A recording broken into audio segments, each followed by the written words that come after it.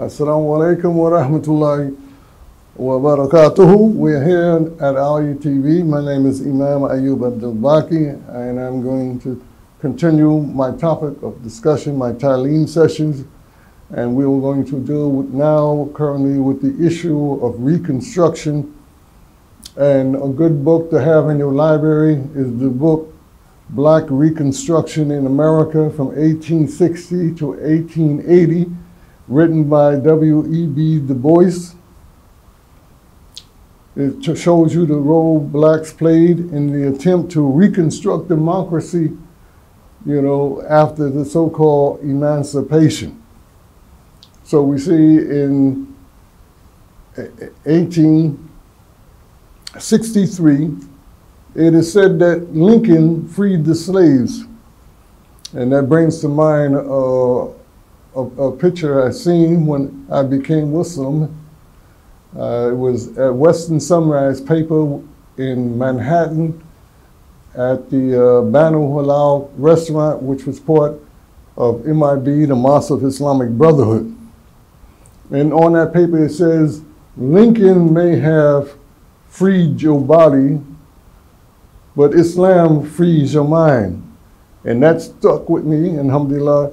That's one of the impetus to have me become Muslim in terms of taking my Shahada, because I was not satisfied with Christianity as a way of life. I knew it was something different that I needed, and so therefore Islam offered me an alternative way of life.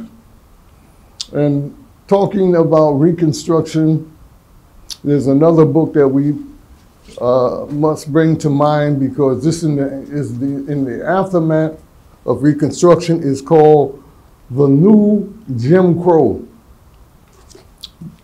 After the elections of 1877,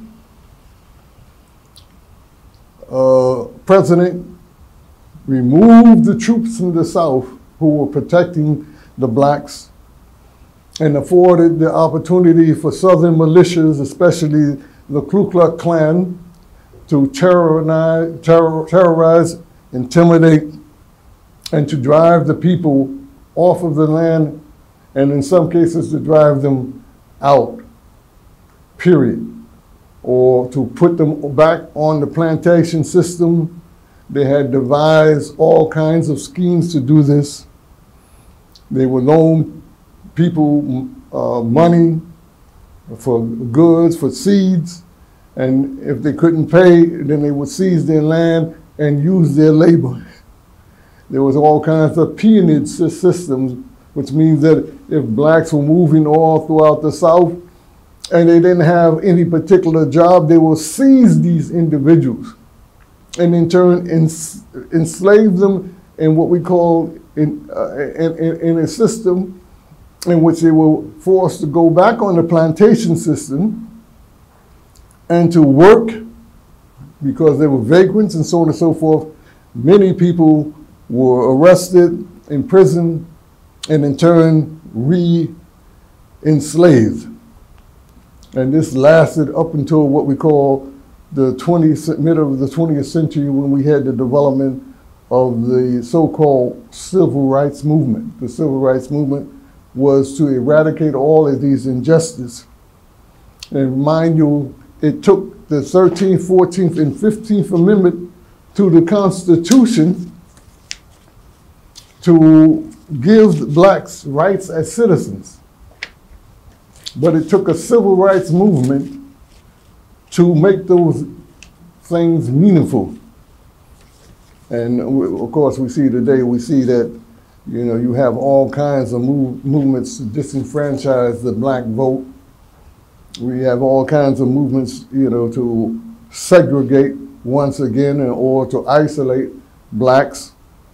That's why I support the Carl Lewis bill, which will remove those barriers away, because before they used to have grandfather clause if you couldn't read or write.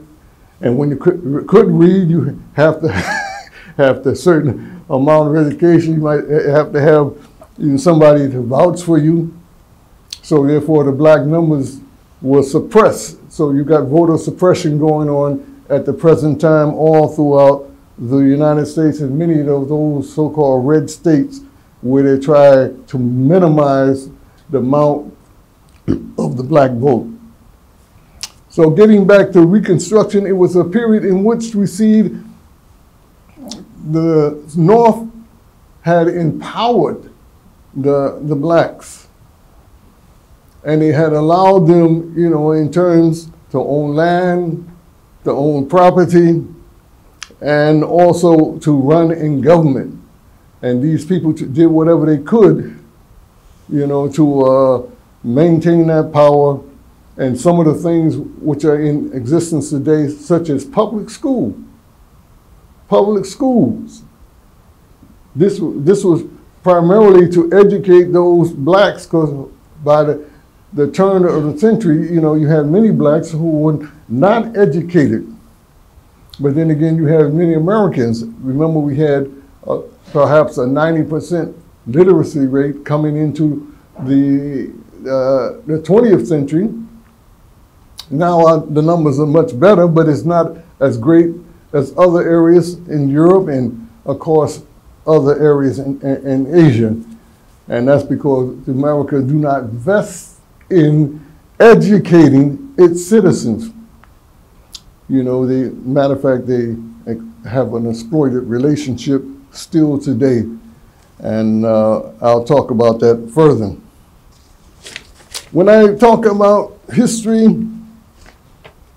we should remember, since historical orientation of most white Americans is Eurocentric and biased, they would oppose anything that would dispel their conceived reality of superiority. I would like to say that the first person to make an organized attempt to propagate Islam in America was an ex-Presbyterian who worked for the State Department as Consul General in Manila, Philippines.